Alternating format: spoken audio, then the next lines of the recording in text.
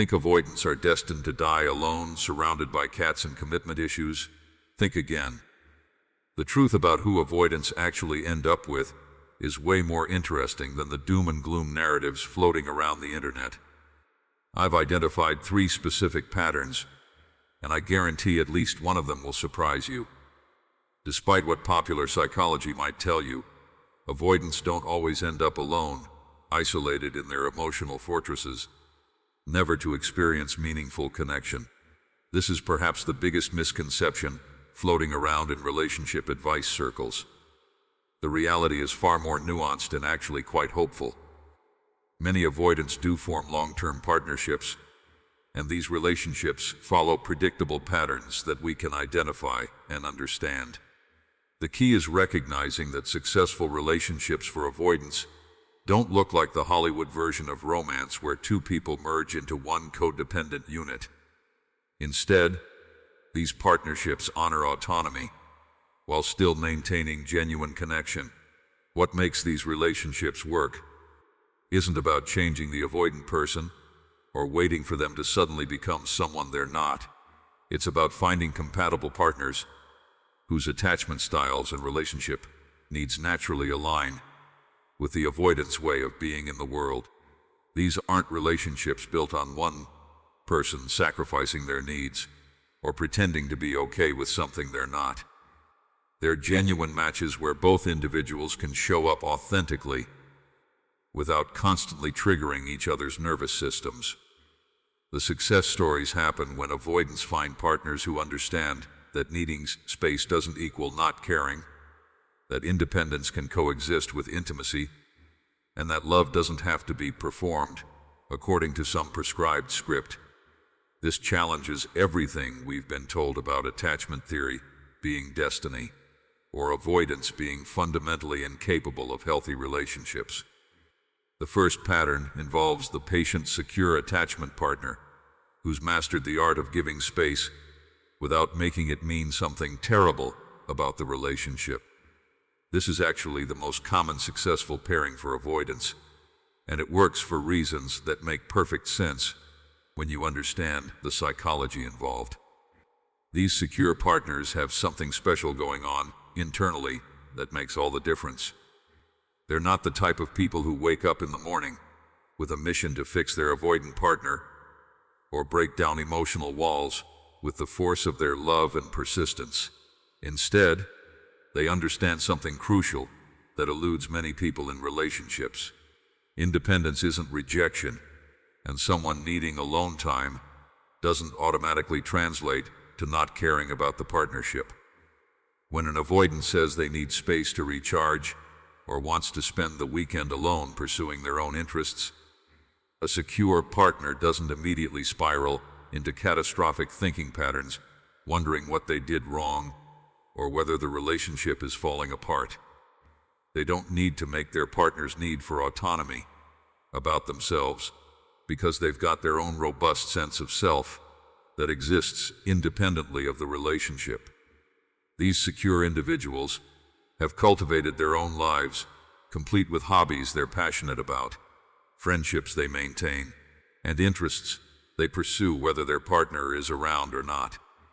They're not sitting by the phone waiting for a text message like it's some kind of hostage negotiation where their emotional well-being hangs in the balance. What makes this pairing particularly successful is how the relationship typically develops over time. There's no intense love-bombing phase where emotions run high and things escalate rapidly, which would trigger every single alarm bell in the avoidant person's nervous system. Instead, it's more like watching 2 independent people who genuinely enjoy each other's company, slowly building something solid brick by brick, with plenty of breathing room built into the foundation. The secure partner provides something incredibly valuable: consistency without suffocation, presence without crowding, reliability without demands.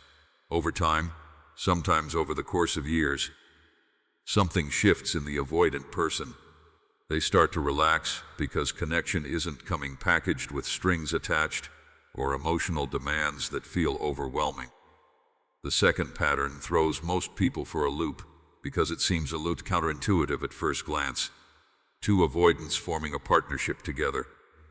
The immediate reaction from most relationship experts is skepticism, because shouldn't two avoidant people create a disaster zone of emotional distance where nobody ever connects and they just live like roommates who occasionally acknowledge each other's existence?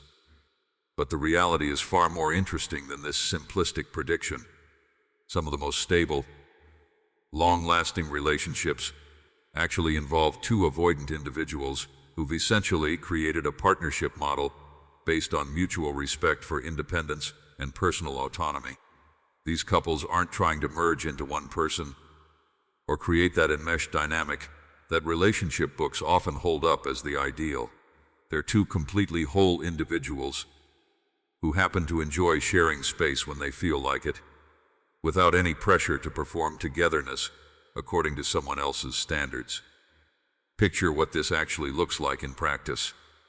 Maybe they have separate bedrooms because they value their own sleeping space and nighttime routines, or they maintain independent social lives where they don't feel obligated to attend every single event as a unit, or they might even live in different cities for work purposes and see each other on weekends or whenever their schedules align.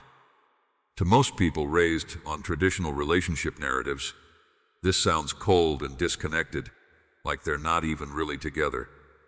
But to these two avoidant individuals, this arrangement feels like absolute paradise. There's zero pressure to perform emotional intimacy on demand or share every single thought and feeling as it occurs. There are no guilt trips about needing space or accusations of being distant or unavailable. These relationships succeed precisely because both people are speaking the same emotional language and operating from the same instruction manual. When one person needs to disappear for an entire weekend to recharge their batteries and be alone with their thoughts, the other person completely gets it without any explanation needed.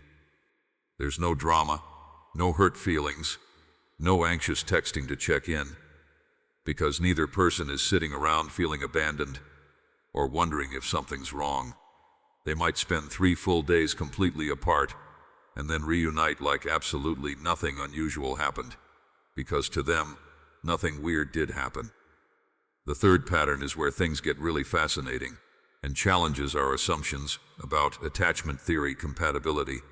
The healed, anxious partner who's done serious therapeutic work on themselves.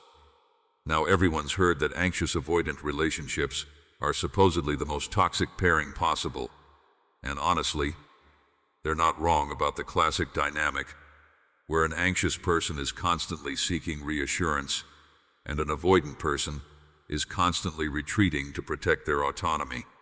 That dance is genuinely exhausting for everyone involved and rarely ends well. But there's a specific subset of formerly anxious individuals who've done deep inner work on themselves, and they end up being absolutely perfect matches for avoidant partners in ways that surprise everyone, including sometimes themselves. What fundamentally changed in these people through their healing journey? They've learned how to self-soothe instead of constantly seeking external validation to feel okay. They've built their own sense of security and worthiness from within, rather than trying to extract it from their partner's behavior and responsiveness. They no longer need constant reassurance or validation to function emotionally because they've developed internal resources that keep them stable, regardless of what's happening around them. They've figured out through often painful growth that their fundamental worth as a person isn't determined by how quickly someone texts back or how effusive their partner is with expressions of affection. To an avoidant person who's used to being overwhelmed by their partner's emotional needs, this healed, anxious individual feels like an absolute miracle. These people bring emotional depth and the capacity for genuine intimacy, qualities that avoidants often secretly crave and admire, but rarely feel safe accessing, but without the overwhelming neediness and constant demands that typically accompany emotional availability. It's like getting all the connection and depth without the suffocating strings attached. These healed individuals have learned to articulate their needs clearly and directly, without turning them into demands or ultimatums. They can express their feelings and vulnerabilities without emotionally dumping on their partner or making their partner responsible for managing their emotional state. Most importantly, they can genuinely tolerate and even appreciate the avoidant person's need for space because they've developed their own fulfilling life that provides meaning and satisfaction independently of the relationship. The avoidant doesn't feel controlled, managed, or pressured to be someone they're not. The healed anxious person doesn't feel abandoned, neglected, or chronically anxious about the relationship status. The common thread running through all three of these successful patterns becomes obvious once you know what to look for. Autonomy and respect for independence, combined with an absence of emotional overwhelm. Every single successful avoidant relationship, regardless of which specific pattern it follows, shares this core foundational element. Avoidants don't end up thriving with people who need them in that desperate, can't function without you kind of way. They end up with people who genuinely want them and choose them, but don't require them for basic emotional regulation or to feel complete as human beings. There's a massive, crucial difference between a partner saying, "I love being with you and my life is better with you in it," versus, "I literally can't function without you and you're responsible for my emotional well-being." The first statement feels like freedom and choice to an avoidant person. The second statement feels like a trap closing around them, triggering all their deepest fears about losing themselves in a relationship. This is precisely why the whole opposites attract narrative fails so spectacularly when applied to classic anxious-avoidant pairings. The anxious person's nervous system is literally screaming, "Get closer, prove you love me, be more available," while the avoidant person's nervous system is simultaneously screaming, "Back up, give me space, stop crowding me." These aren't just different preferences that can be negotiated through communication. They're fundamentally incompatible nervous system responses that create a self-perpetuating cycle where both people trigger each other's worst attachment wounds. Nobody wins that game because the more the anxious person pursues, the more the avoidant withdraws, which makes the anxious person pursue harder, which makes the avoidant withdraw further, and round it goes until everyone's miserable. But when an avoidant person finds someone, whether that's a secure partner, a fellow avoidant, or a healed anxious individual who genuinely respects boundaries and doesn't need to be constantly emotionally intertwined to feel safe in the relationship, that's when everything suddenly clicks into place and both people can breathe. Breaking the stereotype about avoidants being emotionally stunted commitment phobes who'll inevitably die alone isn't just about being nice or politically correct. It's about recognizing reality and the actual lived experiences of countless people who have avoidant attachment patterns and are thriving in relationships. The narrative that portrays avoidance as fundamentally broken or incapable of real love isn't just inaccurate, it's actively harmful because it creates self-fulfilling prophecies where avoidant people internalize these messages and stop even trying to connect, or potential partners write them off before giving the relationship a real chance. This black and white thinking ignores the reality that attachment styles exist on a spectrum rather than in rigid categories, and they can absolutely shift and evolve over time, especially when someone finds themselves in the right relational environment that feels safe enough to risk vulnerability. Yes, avoidant individuals have their own work to do around intimacy and emotional availability, just like every other human regardless of attachment style, but framing them as fundamentally broken or incapable of giving and receiving love misses the point entirely and does a disservice to the complex reality of human attachment. Avoidants are completely capable of deep, meaningful, lasting relationships that involve genuine emotional connection and vulnerability. They just need partners who understand that connection and intimacy don't have to look like a romantic comedy or follow some prescribed script to be real and valuable.